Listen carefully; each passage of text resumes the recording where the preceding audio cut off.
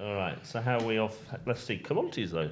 Commodities, Interesting. yeah. So you had something to say about oil, I think. Well, the interesting thing about oil, I watch the oil market very well, very closely, and oil's got a close relationship with the dollar. So when it's the kind of inverse relationship when the dollar weakens, commodities do quite well, and vice versa.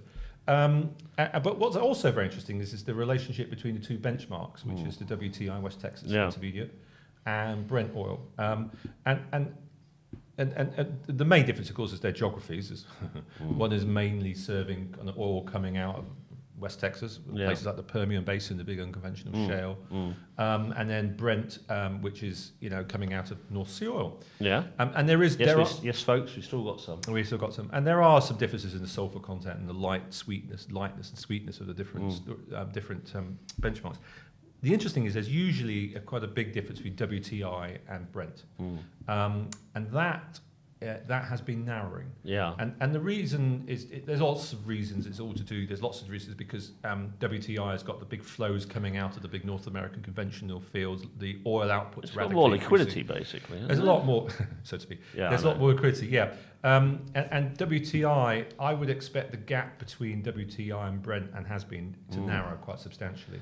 So I can't remember where it is at the moment, but if I look at my latest charts, let's have a look. Brent at the moment is at about 65, and I think I'm guessing that WTI, which I haven't gone on here, is probably about $2 or $3 off it. And I think that might tighten quite considerably. And the reason for that is we're going to see a wave of oil coming out of North America. I mean, American exports are already radically increasing. And on a regular basis, the one measure I should keep very close eye on is you have them on a weekly basis, the Baker Hughes rig count. Comes out on the Friday. Baker Hughes rig count. Yeah, okay. Baker Hughes rig count comes out on the Friday, and Wednesday there's an EIA report that comes out every Wednesday. And what you should be looking for there are two things. You should be looking for inventory, so how much oil is being stored, and there's been a substantial increase in inventory of oil over the last few weeks and months, which has helped. Supply and inventory. Absolutely, which has helped weaken the price of oil. So it's come back down from about 68 down to about 63, 62.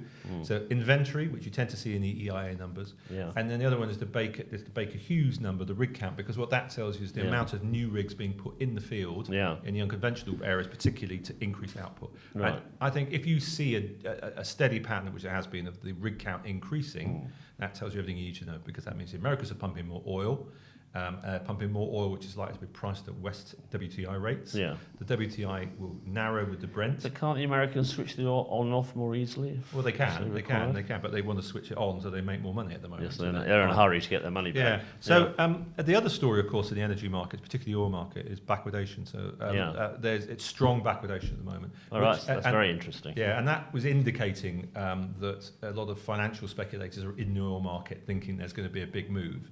So backwardation is very prevalent, and that will probably... backwardation, that's the roll yield, isn't it? Yeah, it's the roll yield. As it approaches the physical... So it's the point at which it makes sense to hold the oil. That's it. Or not hold the oil, as the case may be. And at the moment, lots more people are building up their inventories. A lot more financial speculators are in the market, betting that they think that the price of oil will move very substantially one way or the other. Yeah. I think the price to watch out for on Brent is probably about 68, 69. If we see a break above 68, 69 bucks per barrel and it starts moving above 70, then I think that's a big trend to watch out for. And the volatility... It's more or less range bound, isn't it? Well, I thought it was going to be range bound between 40 and 60, but recently it's been range bound between 60 and 70. Still range. So a lot of people like me never thought it would get above 60, and it nearly hit 70. Yeah. And actually, the daily volatility on Brent, for instance, is quite a bit higher. So remember I mentioned those numbers? VIX daily volatility is 10, 0.5 for most FX. Yeah. For Brent, last year it's been 1.46. So it's 3 times the daily volatility of FX rates. Less leverage on that one. I suppose that would be a sensible thing to do. You probably don't need as much leverage, I'm guessing. So there could be some big moves. My hunch and where the consensus would seem to be weakness in the short term, near term, over the next few days and weeks. But maybe a little bit more strengthening, because we are in a synchronized global recovery.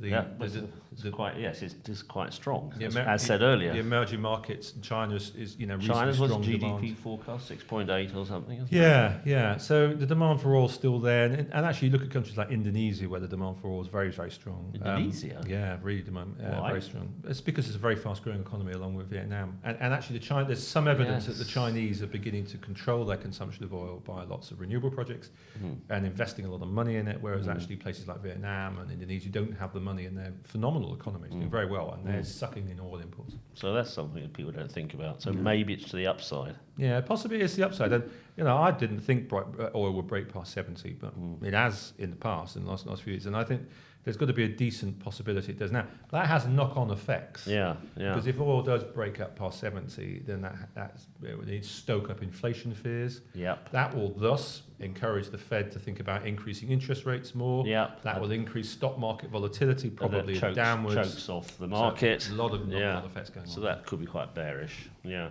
Any thoughts on? We covered equities a bit. Is there anything more to say about? Yeah, equities. Very interesting equities.